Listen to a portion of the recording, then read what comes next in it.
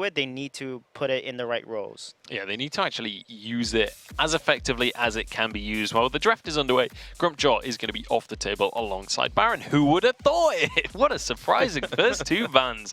Lyra will be the first pick, though, and it's going to be countered with an Arden. A little bit surprising that we're seeing so much focus on Lyra from Europe. Like, this is the third time now, I believe, that we've seen her first pick. So definitely a little bit interesting that that's where these teams are going. But Baptiste gonna be the next ban away. So pretty kind of standard start to the draft thus far. Yeah, I think Dynasty here will ban potentially Samuel, Blackfeather, or Glaive, depending on who they want to tar ban. Or are they going to focus on Palmataro here, or are they going to focus on Techno JJ? Yep, so they're going to go ahead and take away the Glaive, which is very smart because Fnatic played Glaive so well last weekend. So now Fnatic has the option to take Blackfeather. They can take Samuel here. So I think that they'll probably go with the laner. Vox or Blackfeather will probably be their best options here in lane so that they can pick a counter pick for jungle. So let's see what Fnatic's going to decide here. But Arden is always a good pick. Like I said, Arden is such a highly contested pick, especially in EU. However, Arden is not that good into Lyra if Lyra plays it correctly. We'll have to see. Obviously, Gwen still available as well. I believe Techno JJ did play Gwen last week as well. Vox still available. Yeah, we'll see the Vox locked in the end. There we go. There's that Vox. So now Dynasty has a few options here. They tend to pick, for example, they could go with a dodge or double heal, but won't work into Poison Shift Vox. So the options they have here is they can go with the Gwen, they can go with CP Blackfeather, are pretty safe bets. Samuel with Lyra is extremely strong. They're going to Idris here, and then potentially CP Blackfeather or Samuel here is a really strong combo here coming out from Dynasty. Yeah, well, Riku Meza, I'm not sure if Riku Meza really plays the Samuel. It's not something that we've seen a whole lot from him. I would love a Samuel pickup here. With Samuel, Lyra is just a very, very strong combo that we saw all throughout last season work very well. She has the extra sustain for him and that movement speed to just help him maintain his positioning throughout the team fights. But they're taking a good amount of time to think about this final pick here for Dynasty, probably trying to also predict what their opponents are going to grab as their final pick. So we've seen a definite increase in the amount of Idris being drafted this week. Is it something to do with the patch that's brought him in, or are teams just finding that he's comfortable, finding that he's an effective Just in terms of one-power laners, Baron, Vox, and Idris are probably the top 3 weapon laners right now in the meta. He's just very strong once he has a very huge mid-late game power spike, especially once he gets his Sword Blade. And Samuel will be picked here, because Sword Blade with Poison Shiv and the sheer amount of attack speed along with Breaking Point or crit makes Idris a high burst damage here who's super mobile. He can dodge a lot of things. So I think a Blackfeather may be picked here for Fnatic, or potentially Koshka or Scarf here, but I think Blackfeather may be their pick here. Yeah, I think the Idris is also seeing a rise in popularity just because, again, we've always talked about the high skill cap on the hero. I think players have now, it took a lot longer than any other hero that has been released in the past, but I think players are now finally starting to really get down into the nitty-gritty of how to play as him and starting to get really confident as a result. Yeah, I definitely feel like we've seen a significant rise in level. Obviously, you saw the stats on the screen there. Samuel, 70% win rate so far this season. And we've seen a lot of Samuel. Most of the junglers very comfortable to go with him. And CP Blackfeather going to be going the way of Fnatic. So those are going to be the drafts rounded out now. How are we feeling this one's gone? Does either team have a significant advantage? And what are the win conditions going to be? How are these teams going to be playing these games? I think draft is pretty even. However, I do like Lyra into Arden, so I'm going to give it to Dynasty here. Samuel with Lyra is extremely strong in the early game. Blackfeather is really weak, so Samuel Lyra will beat the Blackfeather in the early game, and I feel like Dynasty, if they're smart, they're going to snowball that early game lead and take it. And I'm just so shocked that no one's taking Grace. Yeah. Shocking. Shocking. Absolutely baffles me that no one is trying to run this. I mean, I guess maybe just teams haven't been used to it. They haven't been practicing and scrimming with it because last week was on the previous update. But I do like the draft from Dynasty. As Fuji was saying, they have a stronger early game. And we were already talking about Fnatic. When they fall behind, they have a tendency to struggle. So I think Dynasty did a really good job with this draft. Yeah, I've got to say, I am also very curious about the lack of Grace. But I think you hit the nail on the head when you say they've only really had a week to practice this. They've not had a significant amount of time to be able to really hone their skills and put this to good use. Maybe we'll see a difference there. Maybe we'll see a difference in NA as well. Obviously, the picks will differ between the two And you don't need a whole lot of time to practice Grace. She's pretty easy to pick up and figure out. Well, I mean, maybe to a Vainglory8 level, though. Like, let's bear in mind, we are talking about the best going against the best. You have to be able to play it to a top level. But looking at these drafts then, how are we going to see these teams playing comparatively to last week? Obviously, we've already seen this series play out. Fnatic took the win. How does Dynasty have to change their playstyle with this draft to take this game against Fnatic? Yeah, very tight rotations, 3-man rotations. Get the mid, win jungle, piece by piece. Slowly snowball Blackfeather, and definitely take the first turret before Blackfeather gets a Shatterglass and hits level 8. That's when he has a huge power spike against their composition. But however, they have Lyra, and Lyra can just heal them up if Blackfeather's trying to poke them out. Yeah, being aggressive is the key. Last week, they had early game compositions against Fnatic, but they didn't play aggressively. They allowed that Scarf to just kind of farm up freely in the jungle without being at any risk. So I want to see them just be very aggressive, steal away camps, look for fights early, especially in that before the 4-minute mark, before the jungle intensifies. Use that level 2 power spike of Samuel and just absolutely destroy the jungle. All right, we'll see if they're going to be able to bring that to fruition. We want to know, once again, who you guys at home are supporting, who you are cheering for from your own PCs. Let us know on Twitter using that hashtag Vainglory8. But it's time to head on into the first game between Dynasty and Fnatic. And this is a rematch from last week as well. Super excited to see how both these teams have changed their game plan coming into week 2. Dynasty, who looked so good in their victory against Reliable Union, but so bad in their loss against Fnatic. I think Dynasty is a team that really has a lot of room to be fantastic. You know, I saw some glimpses of genius in their play, but they need to tighten up a little bit. Maybe they haven't had the opportunity to really develop as a team, as a cohesive unit. To the extent that they'd like to yet. So we'll have to see if they've gone away and practiced up since last week and really locked things down. Similarly, looking over at Fnatic for a second, though, this is also a very strong lineup. The question on my lips is, you know, have their sort of steps away from things like school started to really hit with the same impact that they would like it to? You know, are they able to really take off this season? I really like this early game from Rikameza here, putting the pressure on to Techno JJ, who does not have a Book of Eulogies, a typical start for Box if he's planning on going down the Poison Shiv, but this time not happening. Power Toro though is fine. Rikameza all by himself. Can Mowgli get in position? Yes, the heal is there, but is it enough to keep Rikameza alive? No, it's not. First blood goes over to Palmatora, and PG Lamb's going to try and find a returner here as Palmatora looks for a second onto Mowgli. Palmatora going low. PG Lamb, though, the cooldown's so strong on Idris, that does mean that Palmatora will escape fairly easily. Blackfeather is really good early game. Yeah, you know, maybe if the Lyra and the Samuel had been there together at the beginning, would have looked different. But, you know, Palmatora doing what Blackfeather can do with just, you know, one heavy crystal. Good opportunity to start building momentum for Fnatic here.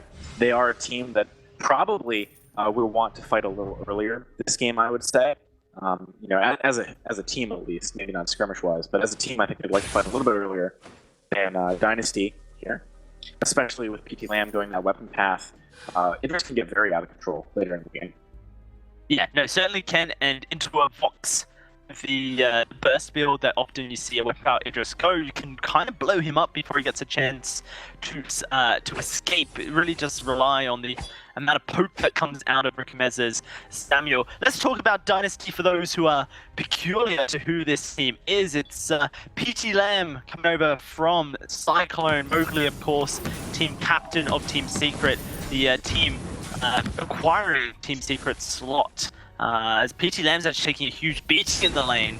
We'll be able to escape though, and we'll have healing from Mowgli. They've acquired Rikameza, who's come over from the Challenger Series, a very new player, I think, to the top tier of competitive play here. But someone who a lot of people highly respect for his ability to break down the game and his his ability to kind of theory craft as well, goes over to SEA to try and find new things out. You can see that Dynasty, when they won against Reliable Union, it was due to their fantastic macro play, AJ, consistently out-rotating and just outplaying their opponents, and that's kind of what I want to see develop from them over the season.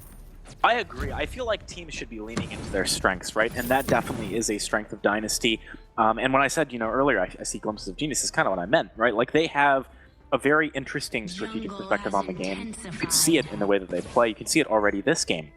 We have not seen, when we've seen Samuel, and we have seen Samuel a lot, them going for some of these aggressive plays that Ricky Meza is. And he knows that he can afford to. But at the same time, we are also not seeing maybe the synergy that we would need to for Dynasty to really break out here, because Ricky Meza did push too far without Lyra at least once this game. So it's really about tempering, how aggressive you can afford to be, going for the right moves as a team, not just, sort of abstractly what the right move might be. Like, Ricky Meza could be sitting there saying, like, all right, I know the right decision in the early game because of, the comps is to pressure with the Samuel. Well, sure, but like, how are you going to do that specifically? You need to have backup. Yeah, Dynasty, really interested to see their growth here. Fnatic, this is one of the consistent rosters from last season out of, relatively few. It's their opportunity to really develop and show that they've got some strength after taking a hiatus from school, as they talked about. I do think that, Palmatoro especially is a player that I've been hyped on for a long time. He's been in the scene for a long time. But to me, he's never been the breakout member of the rosters he's been on. I think that's beginning to change, as he's able to devote more time, because he's always been someone who's had school to contend with in terms of his Vainglory professional career. Now that that is less of an issue, I'm really excited for this guy.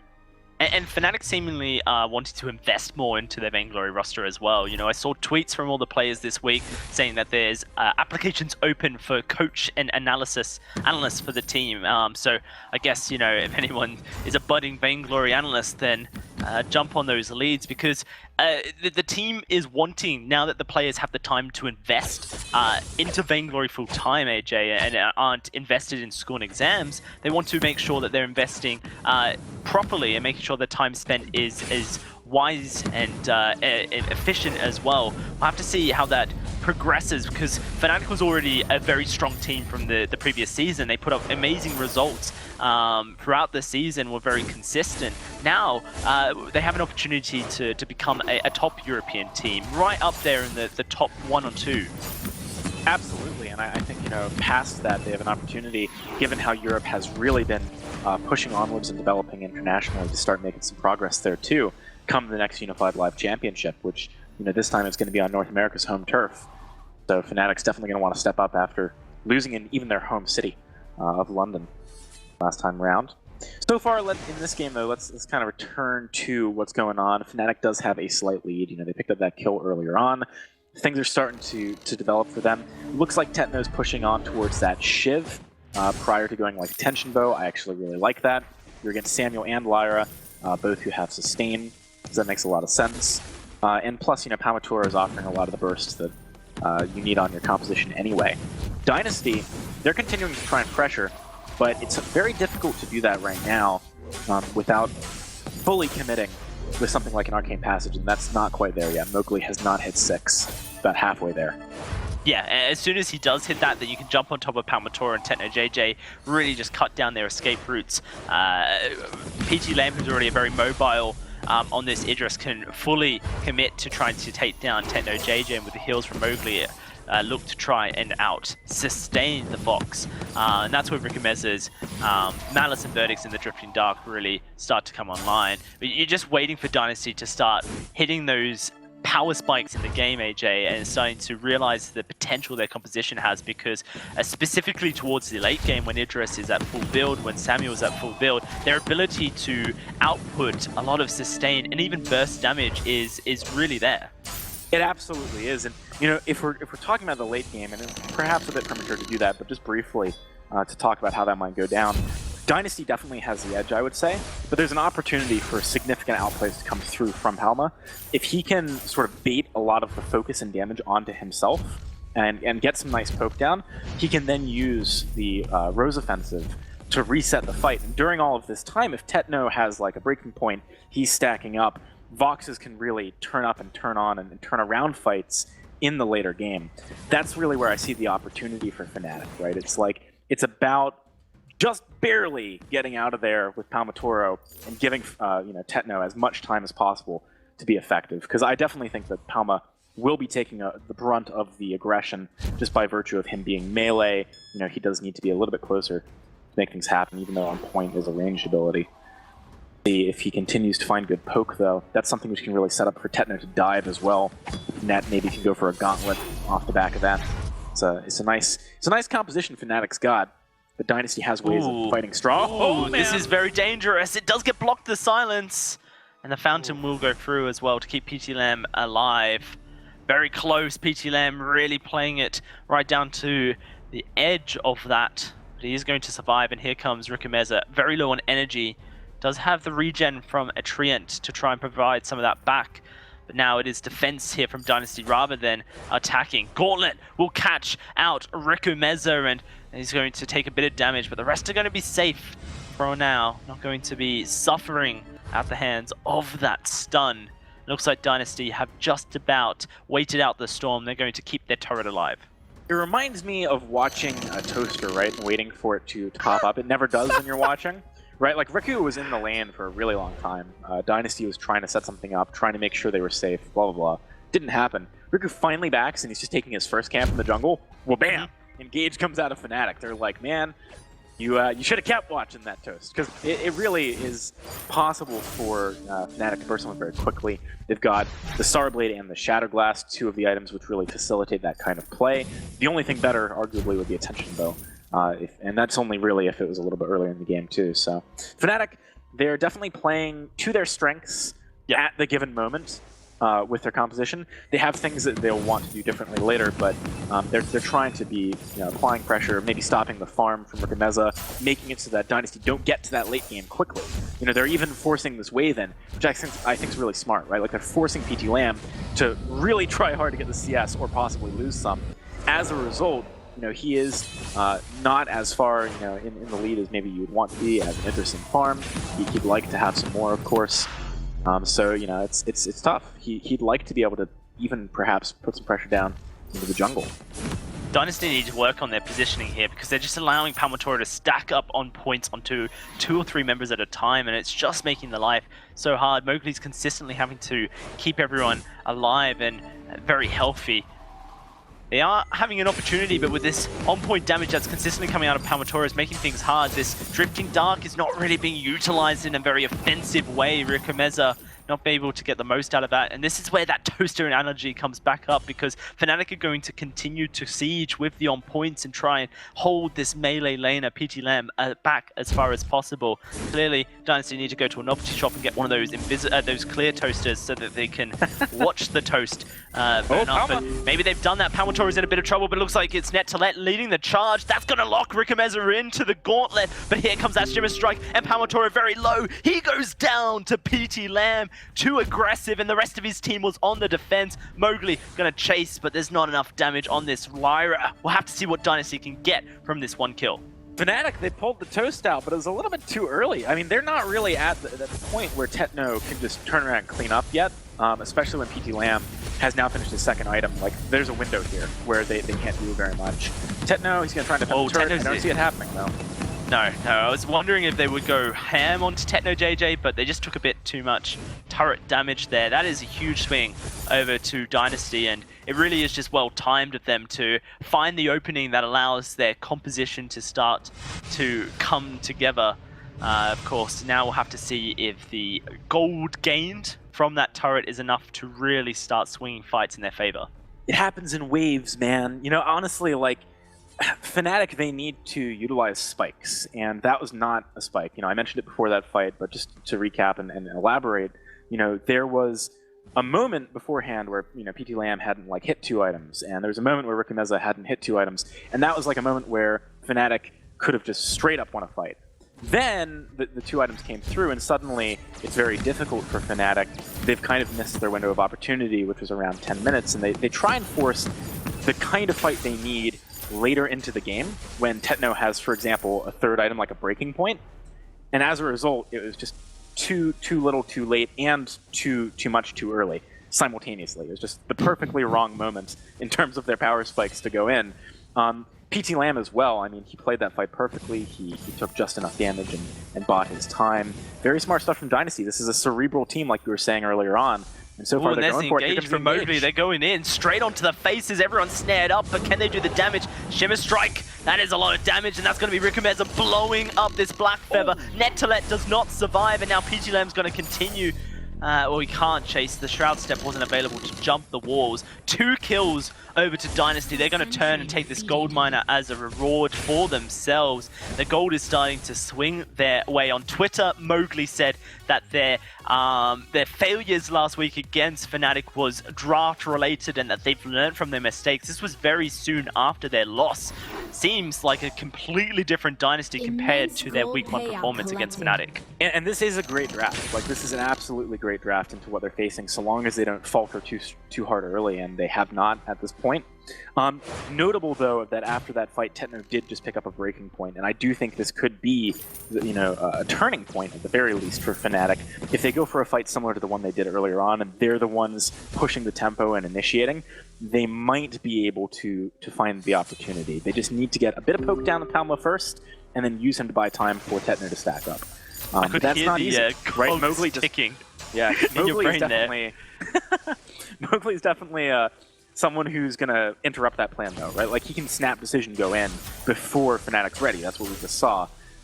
They need a ramp-up period. They either need to ramp up in poke or they need to ramp up in breaking point stacks, or both. That's not easy to do, unless you want to do something like burn a defensive gauntlet early on, which also is not ideal. So, Dynasty, they have good opportunity here to start really turning up the heat. This hit late game, they're feeling good. It's this siege scenario where I see teams in the lead start losing it because of an overextension, looking for a fight in the turret, too many turret shots. It's really hard to engage a fight when your opponents are under the turret, especially opponents who have the poke that a Black Feather does and the amount of damage that can consistently do. Thankfully, the Lyra kind of makes up for it a little bit. But this is the hard part now. With the Kraken on the Halcyon Fold, Dynasty want to look for fights that aren't under the second turret because their siege potential is strong to some extent, but it's not infinite. And currently just waiting for Fnatic to miss position. This could be it. Mowgli could look for an engage on top of them, but instead they're just going to push the lane and try and force Fnatic back to their turret so they can buy time. Yeah, I like this. Keeping the lane pushed is something that can only be a good thing for Dynasty right now. They don't have the fastest clear. Oh, here's the engage. Mowgli goes in. Yeah, it's going to be the engage, but is there enough follow-up? That's a good Oblivion. It catches out Netolet. He has his gauntlet available, but will he lose his life before he gets to place it? Fountain burnt there by the Arden, and this is huge for Dynasty. Now an advantage, the turret exposed, and Tetno JJ taking huge poke from PT Lamb here with the crit of the Tornado Trigger to just really find more damage. Dynasty are going to continue this siege because they've got 40 seconds, an opportunity to continue it and look to just try and burst this down. Fnatic either engage now or they fall back, and it looks like they're going to be forced into the ladder as the damage just rolls through. Gauntlet gets popped, PT Lamb stuck inside it, but he's going to dive forward and look for more. He gets the fountain of his own. He's going to escape the Gauntlet walls and just about survive with a sigil. Jetno charging forward, but an Atlas will pop on top of him. Look at Palmatoro lurking, looking for the on point to take down a target, but it's not going to be anyone as Dynasty have got the hell out of dodge. That was almost what we were talking about earlier. That was actually very close. Palma went really low, but he bought time for Tetno. But Tetno didn't have boots, he was out of energy, there was no follow-up from Net to give him like a Vanguard, and unfortunately, it was perfectly timed, so Mowgli had just gotten his Arcane Passage back. That's the kind of fight that they want to take on Fnatic, but they need to take it at the right time and faster. Like, they definitely need to go a bit quicker in those engagements. Now, this was a good push for Dynasty. They didn't lose anyone, they took a turret, they've got pressure on the map again. I would definitely like to see more vision out of Mowgli. I don't entirely like picking up an energy battery or void battery when you could be going for scout traps here, I think it isn't quite worth it, because you need flares for sure, but you also need scout traps. And this is a bit slower for getting that. You know, they can't properly leverage the fact that they can push safely without the vision to know when Fnatic makes the rotate up. You know, that was part of the reason why when you actually saw PT Lamb jump in, oh, here comes the jump from Mowgli. Yeah, here comes the jump. Mowgli's going in. He doesn't lay down the snare, but it is going to be Tenet taking a lot of damage. The silence doesn't quite go out. Techno JJ trying to escape the Oblivion, but they're going on to Palmatora here. There's the Shimmer Strike. There is PT Lamb just in the midst of it all and looking to lay down the damage as Techno JJ dances around, but he's stuck on the wrong side of the map, and this is what Dynasty want. They want Fnatic pushed up because then they can force these fights. Here they go again, looking for Techno JJ. Netalet trying to keep him back at pies, and Palmatora going in for PT Lamb, but it just won't be enough. The shield comes through, and that will be a kill. Rikameza looking for one, and he's looking for another as Techno JJ tries to escape, but the Frostburn holding him at bay. He's going to get pinned, and this will be an ace. A double kill for Rikameza, and the Kraken to follow. Man, it's rough times for Fnatic. That was actually like a really good gauntlet, for example. They were doing damage for free for a while, but they just weren't able to go back in cohesively as a unit. And the thing is, if you don't win a fight right away, basically for Fnatic, then you're going to lose the fight because they're sustained. Yep. On, you know, again, we mentioned this earlier on, both inherently on the Samuel and the Lyra, but also now that there's a Shiv on PT Lamb, they're sustained there. Cooldowns are big. For the side of, you know, PT Lamb, for example, he needs to be able to use his dash and his ultimate ideally. So it's definitely rough spot. Fnatic, you got to give him props because that was honestly a good attempt. It was honestly a good attempt. It was just a little too little, too late, and also they did not get away easily enough to then be able to go back in whilst Techno had stacks. He had to wait a little bit. Otherwise, it just would have been him by himself. So, yeah, tough spot. Dynasty, they got a crack, and now this is a very convincing performance from them so far. They really have not given Fnatic many opportunities to play the kind of fight they're looking for. And I think this is showing that Dynasty are trying to really prove that they went away this week, specifically with things in mind they needed to work on, and they did. You mentioned some tweets that came out of Mowgli. Well, I'll tell you another tweet that came out of Mowgli. He was like, it all feels so good when a composition in your draft just starts working and you start understanding draft. They're doing something interesting here. It's working very well. This might be what they're talking about. Yeah, for sure. It's going to be a fight for game one here from Fnatic as they try and take down the Kraken, but Mowgli's going to go in and put Techno JJ at risk. Palmatora trying to find the damage, but look at PT Lamb just in the midst of it all, and he's trying to continue it out. Oblivion will put Netalet to sleep, and it's going to be this turret falling as well as we speak. The Kraken's still so healthy, and the sustain's still there from Dynasty. Fnatic consistently having to go to the healing fountain to stay in this fight. Crystal Sentry trying to do its work. The Gauntlet will go down, but no one is phased by it as Dynasty are looking to finish this game. They're turning onto the Vayne Crystal. They're looking to take down Fnatic, and it's going to be PT Lamb to do the work as well as he Shimmer Strikes for the victory. The swag points. It will be Fnatic losing game one to Dynasty in this series. After week one and the match we had between these teams, I don't think a lot of people would have been expecting this result. But as I said before, Dynasty showed some really awesome stuff in week one. They went away, they refined it. They're coming back in week two looking stronger than ever. Yeah, very strong indeed, and this is kind of the potential that I've been preaching that Dynasty has. It's starting to come to fruition. Can they maintain it is the question. Let's ask the analysts. Thank you very much, Dowsy. I like the name for that segment. Let's ask the analysts. Ask the analysts. It could be a TV show. Anyway, moving on. Fnatic falling to Dynasty. Dynasty managing to take the lead in this series, already overturning the score from last week. What has been happening differently? Because that was quite a long game considering how few kills there were. Yeah, it was just Dynasty was able to find an opportunity early on. They got a little bit of a lead at the start of the game, and then just prevented Fnatic from being able to execute their composition the way they wanted to.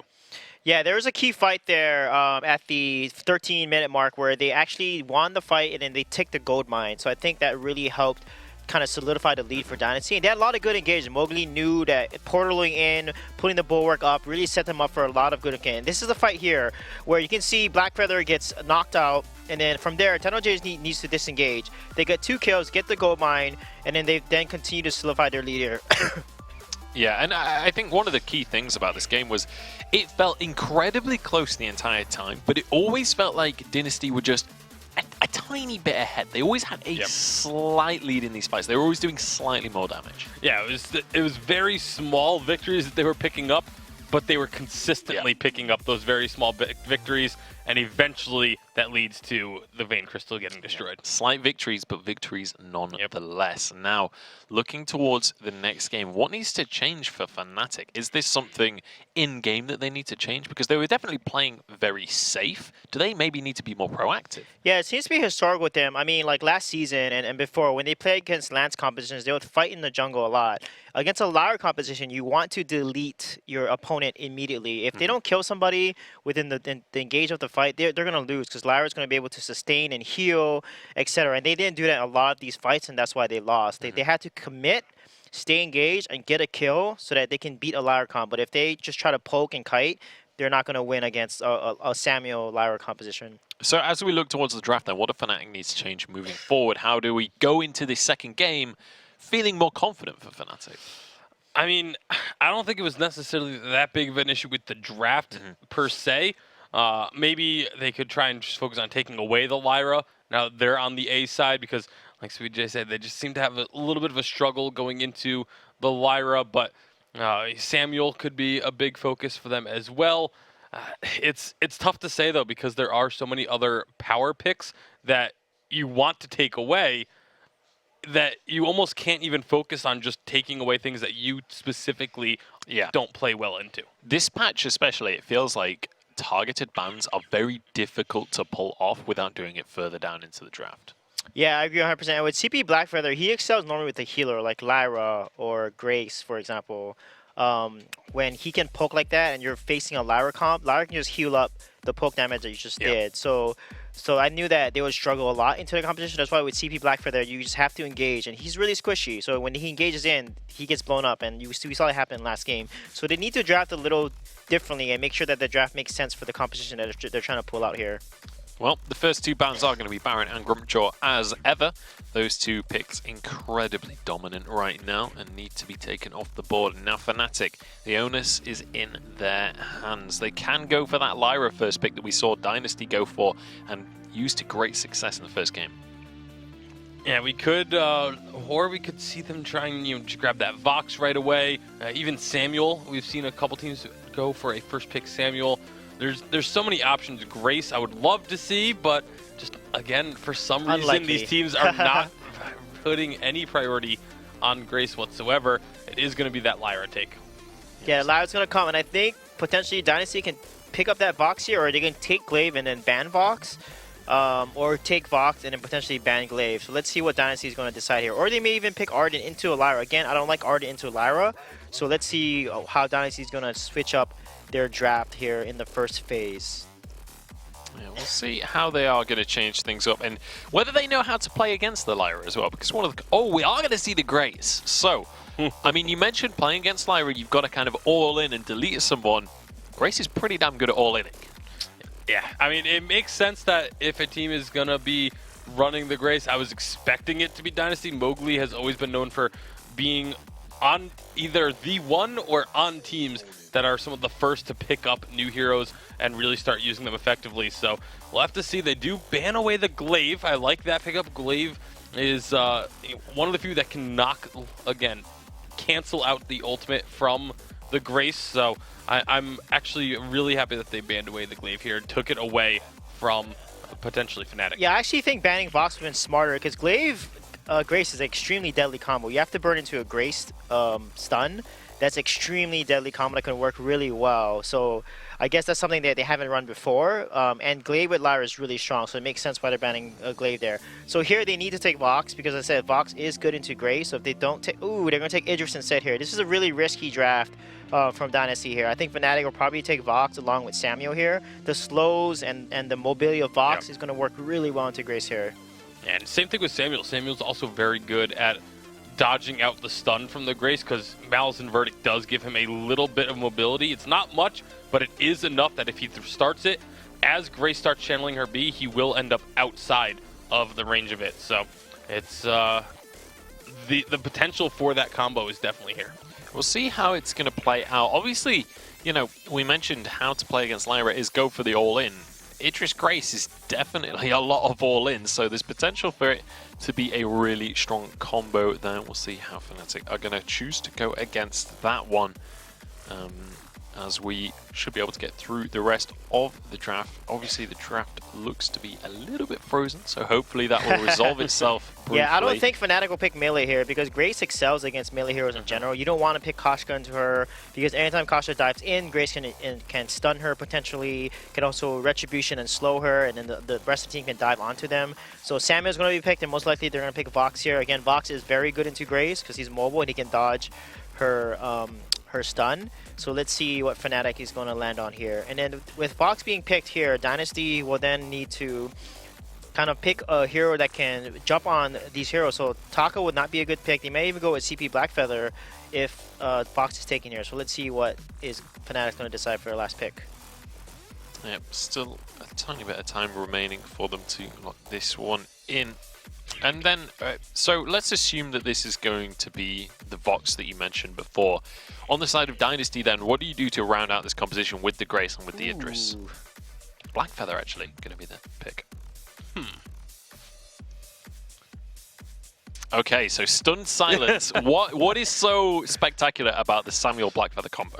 It's not so much that it's spectacular, it's just it's interesting. I'm not crazy about picking up Blackfeather into a Grace Idris. I mean, it's a lot of burst potential, and they have the lockdown. Like, once Blackfeather uses that Rose offensive, Grace can very easily just stun him up and becomes a target that can just get nuked in an instant. So I'm just more curious that they went for this Blackfeather and at all in general, but it's I mean, I guess they're just really looking for that heavy sustain composition, saying, okay, you're going to all-in us, we're going to survive that all-in and then be able to turn it around. Like, that's really the only way I can see Fnatic being able to win team fights, depending on, of course, what Dynasty picks for the last or year. they want to deny CP Blackfeather on Dynasty side, which is smart. So Koshka is going to be picked up here, and I like Dynasty's draft here. That's really strong, because Koshka, along with Grace, is stronger than Lyra Blackfeather, definitely in the early game. So how are we feeling? Are we assuming that the Samuel goes to lane and Blackfeather will be CP in the jungle, or the other way around? Other way around. Okay, so we have Blackfeather going over to the lane. Yeah. So looking at the compositions, it seems like both of you are much more comfortable with Dynasty's composition as opposed to Fnatic's. Yeah, very much so. There's so much all-in, so much burst, and early game, which is the key to this matchup. And again, I just feel like the only way Fnatic wins these fights is if they survive that initial burst, survive that all-in engagement, and then heal up a little bit and return fire. And that's going to be a pretty difficult thing to do. They have the composition to do it, but it's just a matter of, can they actually survive, first of all? Yeah, can they actually make that happen? I mean, Suijay, what are your thoughts on that? Do you feel like Fnatic have what it takes to make this composition work? It's uphill battle. I mean, Dynasty plays early game properly. I mean, Grace Koshka is extremely strong in the early game. If they snowball that, it's going to be Dynasty's game to win. All right, we'll see how this one's going to pan out. 1-0 to Dynasty so far in this series. We'll see if they can turn that into a 2-0. Let us know whether you're a Fnatic fan or a Dynasty fan on Twitter using that hashtag Vainglory8. Get involved in that conversation. But it's time to head into the second game of this third series as we pass it over to our casters onto the Halcyon Fold. Thank you, and this is going to be the first showing of a Captain Grace here. Mowgli going to be piloting the hero. We saw Tyra's a weapon-powered jungle Grace, but Grace seemingly a captain hero at heart, AJ, and I'm really interested to see what kind of synergy she brings to the table. Suijay obviously praising the synergy with Koshka. So I do think that the early game is going to look pretty good here if they can find, nice windows and have pressure on the map so that they don't just get caught out of unawares by the Samuel Lyra. Because Samuel Lyra, you got to remember, Samuel Lyra is crazy good too as an early game pair. The problem for me with Dynasty's composition, and what I'm a bit concerned about, is what happens once we get a little bit later on, because they cannot solidly engage into what is being offered here, I believe, coming from Fnatic. And on top of that, if they can't kill someone in one go, they have burst healing, which is all well and good, but Lyra is going to sustain consistently throughout these exchanges. Mowgli's coming up from behind here, looking for Techno JJ, looking for an engage. He's going to just stand on top and lay down the damage. Doesn't quite get the empowered attack to find a knock up, but lots of damage down onto this Black Feather now. And he does have a book of eulogies, but if he can be held at range due to fear, then could prevent Techno JJ from farming up early. Here comes Palmatoro though. PT Lamb does take a beating. He's going to have to port back to base. Man, I don't know. I'm thinking more about these comps whilst the early game just kind of does its thing. I'm super worried for Dynasty. I think there's so many ways, so many answers that Fnatic has to things that Dynasty are trying to do. At least, you know, past the sort of maybe 11-minute mark is when I feel like Fnatic starts to turn this game around. Because the thing is, firstly, it's triple melee. So you have all the intrinsic, inherent things that are wrong with that. You know, it's easy for Samuel and for Lyra to outrange. It forces Dynasty to just commit to a fight and go. But then there's Bright Bulwark, there's Arcane Passage, you know, there's On Point, Rose Offensive, Oblivion. These things just placed at your feet against a team that's triple melee trying to engage onto you, crush them. Unless, like, the Crucible's perfect and it hits multiple things and, you know, Fnatic shouldn't be stacking them. So there's those sort of, like, very surface-level things that are wrong. But then you also think about, like, the slightly deeper points, and you see things like, okay, well, if Techno JJ picks up an Atlas Pauldron, that really shuts down a lot of what Dynasty's trying to do, right? Because they're all going to be stacked on top of them. It's really easy for Techno to get that ability off, that item off. You think about the fact that, you know, Palmatoro is going to easily be able to get splash damage from Malice and Verdict on everyone as they sit on top of him. This is what I want to see from Rikomeza, putting the pressure down onto Palmatoro on this Koshka early whilst he has an opportunity to. I'm surprised that we're not seeing Mowgli roam around with Rikomeza and really attempt to try and single out Palmatoro, but we might see the start of that as Mowgli does make his way over towards the center of the map, though perhaps too much damage has been already executed. PT Lamb doing a half-decent job in the lane, but against a Black Feather and a Lyra, things can always turn south, and that's currently the issue that Mowgli is experiencing, is he wants to be putting pressure onto Palmatoro and Rikomeza. Will we be able to find the kill is the question. No, look at the damage that's just being put out with the Drifting Dark, Malice and Verdict. They could look to turn, but I don't think they will. Nettolet and Techno JJ coming down, and Riku is in a bit of trouble. Going to use the movement speed to try and escape, and it looks like he has done successfully. Now, can Mowgli have the same fate is the question. Techno JJ is not looking to cut off the path. No, Mowgli has turned around, and he's going to just continue walking around. A chance for PT Lamb to push the turret in, but instead he's going to move to try and save Mowgli here. They do stun Palmatoro. Maybe they can catch Nettolet, but it is going to be first blood going out. Chakram lands. It will be a return kill, captain for captain. And it's actually an advantage for Dynasty due to the fact that Techno JJ has lost so much CS by contesting early. It's kind of lucky that went so well, though. It could have gone really badly. Dynasty, they played their edge smartly, though. You know, you got to give them credit for seeing the opportunity to trade and seeing the opportunity to just keep Riku. Stuff Techno. Oh no, he survives. That didn't look like Rikomeza. That looked like he was experiencing some sort of difficulty on his end because he just kind of ran under turret and took a lot of damage.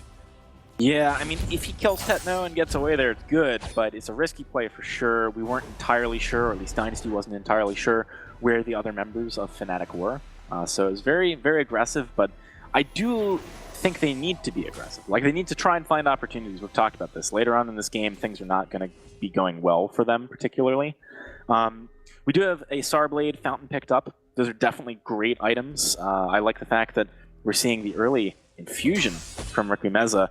You know, you can sell it back for full, so if you don't get the opportunity, so be it. And if he does, well, you know, it's going to be great here, because Koshka spikes so early on. Rikomeza has hit 6, so if he can find an opportunity, good to go in. Bulwark's already been used. And there's no reflex blocks, more importantly. That's something that North American teams highlighted. The way to try and prevent the snowball that comes out of Koshka is you buy a reflex block before your first item in the lane position, or if you're very vulnerable like a Samuel, you need to bet it early. Look at this, straight into the Crystal Sentry, and it just gets completely destroyed with the Chakram and the empowered auto attacks from this Koshka. Doesn't stand a chance. Now Dynasty looking to try and make a move in the lane.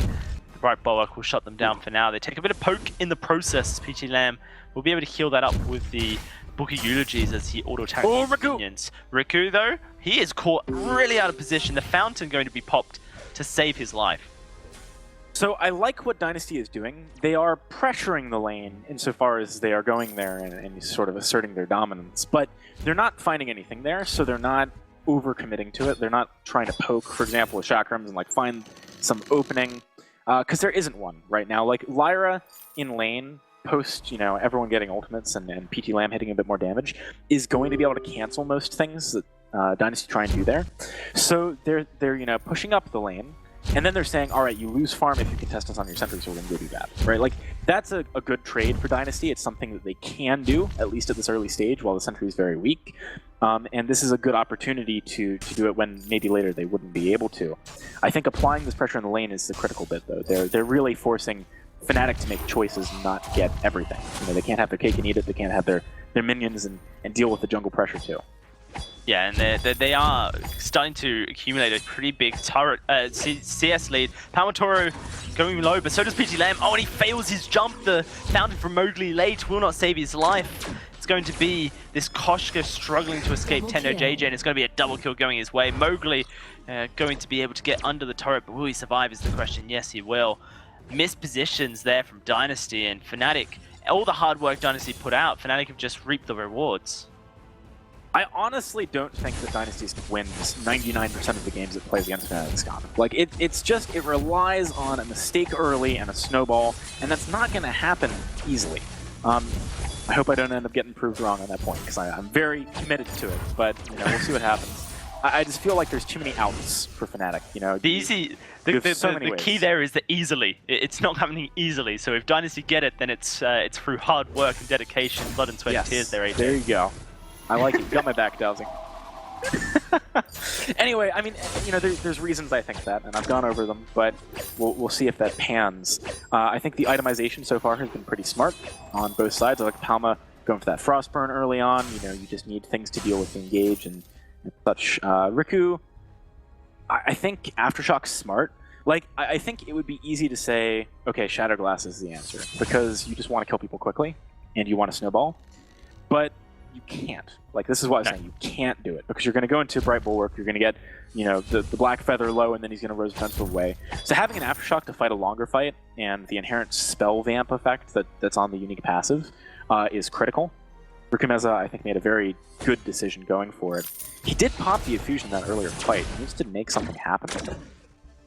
Yeah, they were looking to try and shut down Palmatori with the Yummy Company Frenzy. It just got blocked, and PT Lamb kind of got left to his own, and that's what allowed Fnatic to win a fight.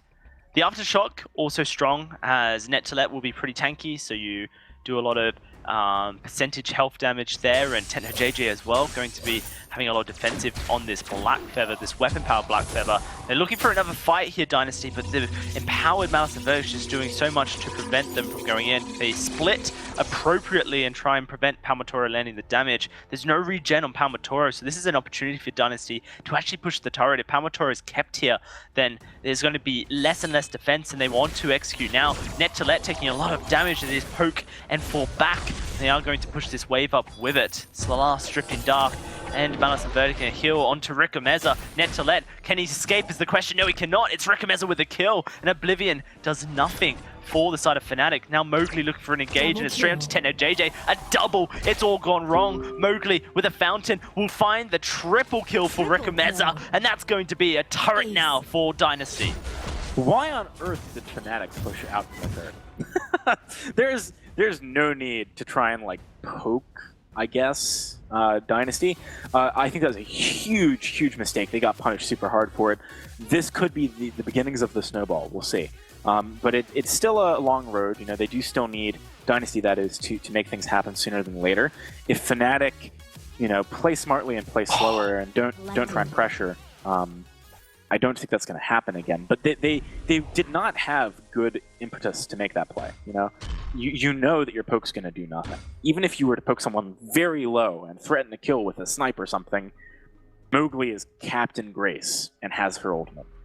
No chance. No chance you're getting a pick. Literally none.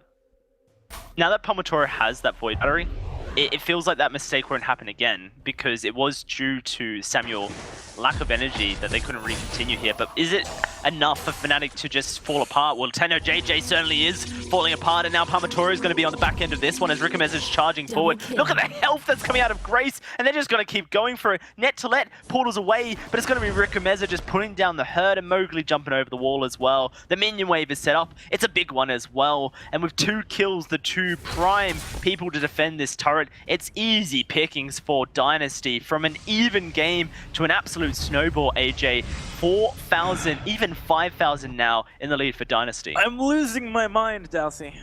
Fnatic are playing into the win condition of Dynasty right now. I don't know if they haven't identified it, and so they think that they have a window here, or if, you know, they're just sort of getting ahead of themselves and thinking it's later in the game than it is. But just because Dynasty were butting their heads into a wall for 10 minutes does not mean that the wall is still totally sturdy. You know, you've got to reinforce it a little bit more, and I think, you know, Fnatic should be looking to move out of safety maybe closer to 15, 16, even 17 minutes. Right now, you know, look at this, right? Look at how quickly they actually burned that bulwark. That's an opportunity for Dynasty. I'm actually surprised that they decided to commit fully to pushing the wave up here, because they had already caught Fnatic there. But Dynasty playing smart and slow. I think this is a good chance for them. They've been gifted what they need to win this game. Yeah, they want to respect the damage the Crystal Sentry puts out, and that's why Dynasty aren't actually initiating a full-on fight around the Crystal Sentry. In fact, trying to bait Fnatic into a compromising position. What I want to point out is that Grace, huge movement speed. She has the highest base movement speed in the game at 3.7, but every time that Mowgli wants to catch Fnatic out of position, it's a wall treads just to reposition the team. Now they take the Crystal Sentry, but it may have been too much. Can they turn this a fight around? It's going to be Rickomeza diving on in, but the Oblivion will not find its answer. The Fountain goes out, and it's going to be Rickomeza locking down this back further. Samuel already falls. It's PG Land with a kill. Tenno JJ just about escapes, but can he escape for long as Mowgli is going to look for the kill, and that's a great Shroud step to keep himself alive. Rickomeza dies, but it's going to be Netolet following suit, I feel. Maybe not. It's Netolet. He's away, and Mowgli takes the portal back. Oh dear. It's a circus here in the jungle, but it is still Dynasty winning these fights and pushing their goal to 6,000. That was absolutely obscene. Netolet has just got something of steel. I won't go into it. It's not a heavy steel. You know, that really was just incredible boldness. But it works. I mean, if you get the kill and you don't get aced, sure, make the play. I wouldn't have done it.